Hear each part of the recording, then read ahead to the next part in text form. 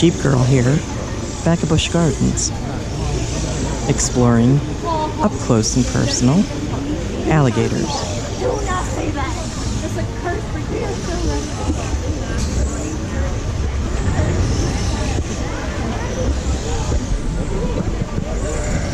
Good morning. How's everybody doing? Good. All right. Like that. Someone back there. All right. So my name is Sarah. These are my partners, Jason and Sarah, and we are some of the American alligator keepers here at Busch Gardens. If you were watching really closely when we came in, you saw us coming in with our silver buckets of deliciousness. It is a feed day today. Yay! Right. I know that probably doesn't seem all that interesting, but our alligators only get fed twice a week, so it's not something everybody gets a chance to see. They are in their summer season right now, so this cold-blooded or ectothermic animal doesn't require a lot of nutrition because they don't create their own body heat. So these guys only eat about 5 pounds of food per alligator per feeding in the summertime. So that's about 10 pounds of food or so per week. So it's pretty cool. You guys are going to get to see that. We are going to feed them sausage that we make for them in our nutrition center. It's a mixture of ground up red meats, all the organs and the tissues and all that fun stuff, and a commercially made alligator biscuit, which is like a big giant piece of dog food. And we mix those two together and put it in a sausage casing, and we bring it on out here for them. Now, the reason I'm doing a little bit of my talk here right now is because we are letting the alligators line up here at the dinner table. This is a spot we've trained them over the years that if you are hungry, this is where you need to line up, and this is where you need to wait patiently. So here in just a couple of minutes, we're going to get ready to give them the food. And Jason's kind of just getting a count, making sure we see all 14 of our boys. If they don't all come up to eat, not that big of a deal. There'll be another feeding on Saturday. But we do like to keep track of who is coming up and who isn't. Just so if you do see an alligator that hasn't come up in 3 or 4 feedings, maybe it's time to get the vets involved and see what's going on. So that is what we're doing here. Are we about ready? Okay, so how this is going to work is I'm going to turn the microphone off. I'm going to have to be paying attention up here, obviously. So if you do have any questions, please hold on to those. I will get back on the microphone when we are done with the feeding. But I am going to have to be paying attention to this, so I'm not going to be able to answer questions. And enjoy the feeding. He doesn't work here. He's a camper.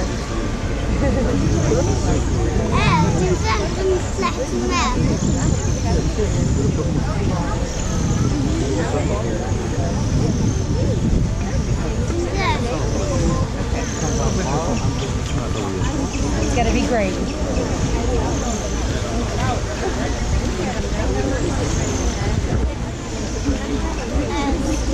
هذا كله كبير في يوميات. هذا كله كبير في يوميات.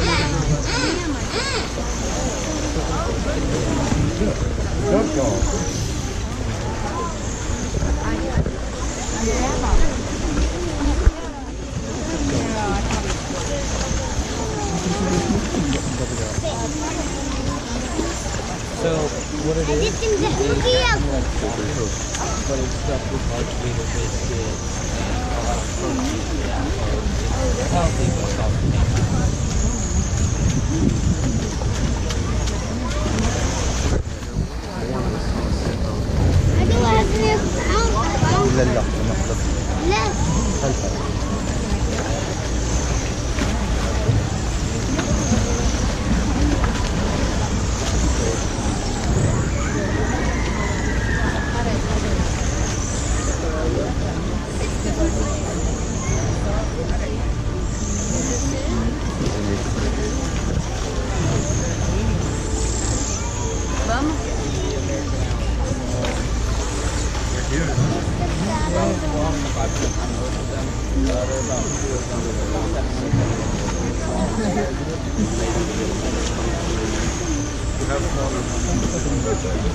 much more. Podem jacaré.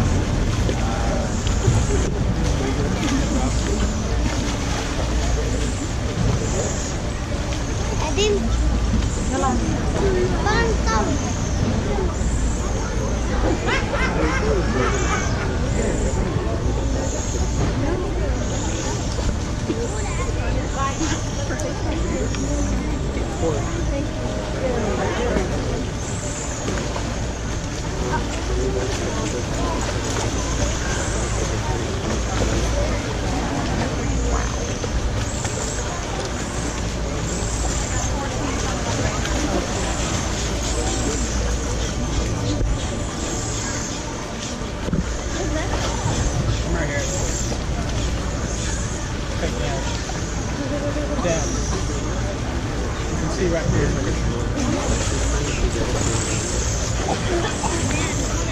That's pretty much a job I do not want. Yeah. I could feed the big cats all day long, but these guys, not so much. Wow. Ew, what the hell is eating? I don't want to know that. Oh, okay, so it's like me. Yeah. It looks like me. I got you.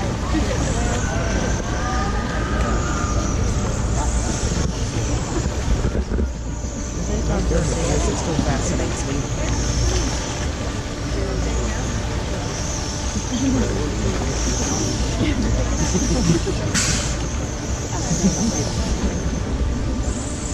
Alrighty, so I'll go ahead and get talking and answering questions while Jason is finishing up here. Anybody have any questions about alligators?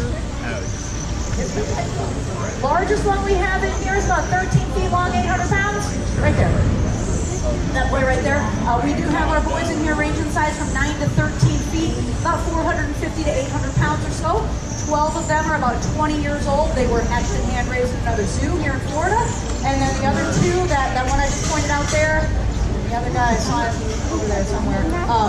There he is, just popped his head up. These are our two larger males, and they've been here since the 1970s. These guys were nuisance alligators back in the Tampa Bay area back then.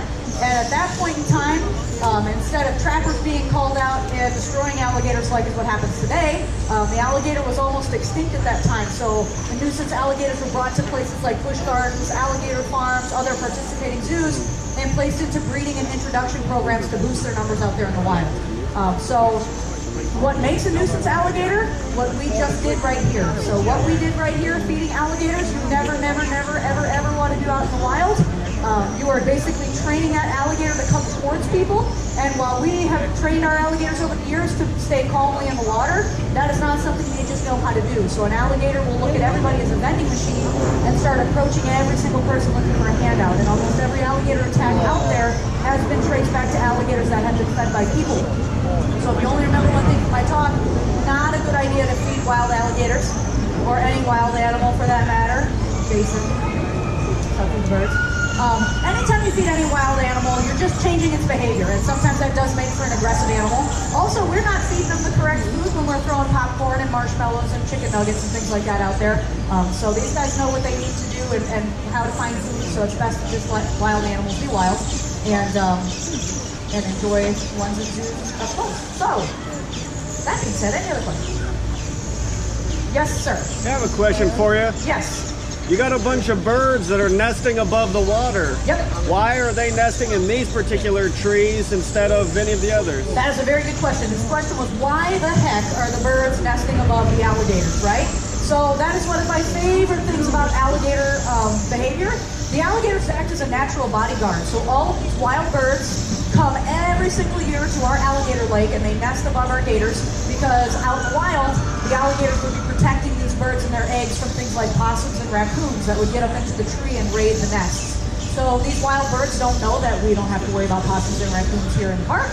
They just see lots of alligators and they see, ooh, look, 3 bodyguards right here. So every single year we've got birds that nest above these guys. If you come back later on at night, the parents will all come back and roost, and you'll just see hundreds of little white dots all throughout the trees. And that's the ibis and the heron coming back to roost for the night. That's a very good question. That was a great question. Other things alligators are going to eat in the wild, because they do eat birds, but they'll eat things like fish, turtles, snakes, snails, crayfish, those small mammals I mentioned. Anything about the size of their head and smaller is a natural prey item for these guys. Again, they do attack people from time to time, and that is almost always because somebody has fed them, and all they're trying to do is get the food out of the hand that fed them last time. So just keep that in mind. Yes, sir. I've got turtles in here. Yes, I do. These turtles are all one of the birds. Birds eat little tiny baby turtles that are about the size of a quarter when they hatch hatch out. So that is where these original turtles came from. The birds dropping them in when they were very small. So we didn't put any of the turtles in here. But again, being a nuisance alligator, which all these guys are at this point because we feed them, they would much rather wait for Jason and I to come out and feed them than to go after their natural prey items. It's just easier. Alligators are opportunistic feeders, which is the nicest way of saying they are lazy, and they want the easiest way to get food. Typically for most animals who start to them out there. And they know that when we come out here on Tuesdays and Saturdays, all 14 of our gators are going to have an opportunity to eat. If one alligator goes after one bird or one turtle, his buddies are going to chase him around the pond wondering where their food is. So he is most likely going to lose out on that food item, and he's wasted a bunch of energy because he's getting chased around by his buddies. So not an ideal situation. We never say never though. It's happened once or twice, but it's pretty rare. Any other questions? Oh, that's it. How long do they live? So a lot of the books that we've read about alligators say the average life expectancy for a wild alligator is about 45 years. We do know from talking to other zoos that 81 is the record right now, so they can obviously go a lot longer than that. There have been a lot of studies with alligators since the 1970s. That's when these guys were being protected and everybody was really looking out for them. So I'm sure we'll have a much better idea going forward how long they can live. There are a couple of us that believe they can live up to be 100 years old plus, like some of the other reptiles out there. It's just a matter of accurate record keeping at this point. And they're outliving their keepers. Sometimes we lose records. Yes. How long can they stay underwater? So like everything else in their life, it depends on the temperature outside.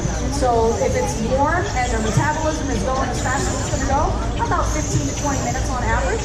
But in the wintertime, when everything slows down on them, their metabolism shuts off so they're not eating, things like that, they can hold their breath for up to 2 to 3 hours. They can also slow their heart rate down to about 3 to 4 beats a minute and pull the blood supply away from their extremities to keep it concentrated on their brain and their internal organs to keep them alive. So in the wintertime, they can almost completely just shut down. All they got to do is take a breath, and that's about it. So there's some cool pictures and videos that were out this last Christmas or wintertime in North Carolina. The alligator's nose is frozen out of the pond. I don't know if anybody's seen that. Those are real. And all they needed to do was have their nose up above the water so they could take a breath, and they could just go back down into the mud and kind of shut down a little bit and wait till they have to take a breath again. Kind of neat. These guys can survive a lot of stuff. They're found as far north as North Carolina, as far west as Texas. Yes. Do they all get along? Is there a hierarchy? There is a hierarchy. So there's an alpha alligator out here. It does tend to change over the seasons. Usually when that change up happens is in the springtime. So we're just kind of getting out of that. We did have a little bit of a shake-up this year, and our big boy was almost overthrown, but he was able to hold his own this year. It's not always the biggest alligator in the lake. It's the one with the biggest attitude. It just happens to be one of our big boys this year. But we will see cuts and scrapes and things like that on them. They do something called raping, where they open their mouth and they run their teeth along the backs and the legs of the other alligators to assert dominance. That's kind of the last line of defense. The first thing they're going to do, they'll snap their jaws, make loud noise, they'll puff themselves up, look like they're really big, swimming around the pond.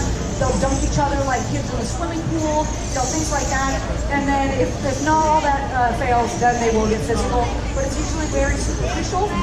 Alligators are built to withstand all kinds of stuff. They can lose a limb and keep on trucking. There's nothing wrong with them. They don't need medical attention. There are alligators out in the wild I've seen missing top jaws. And somehow they manage to keep on going. So, very, very hardy animal. They've got kind of an armored plating on the back, which serves 2 purposes. One, again, for that raking, it does help keep their back and legs and stuff nice and safe. But also, you see that guy's got his back raised up out of the water. He's able to warm his body up that way. Those osteoderms are little bitty solar panels, basically. So that is how they recharge their batteries, if you will. That's how they warm their bodies up. Very good land. Any other questions? All right, folks, I do want to thank you very much for coming out and learning about the American alligator. On the back of your park map are more talk times and locations. Yeah, I know. If you know anything about the animals in the park, please ask the keepers. They will let you know everything you ever wanted to know.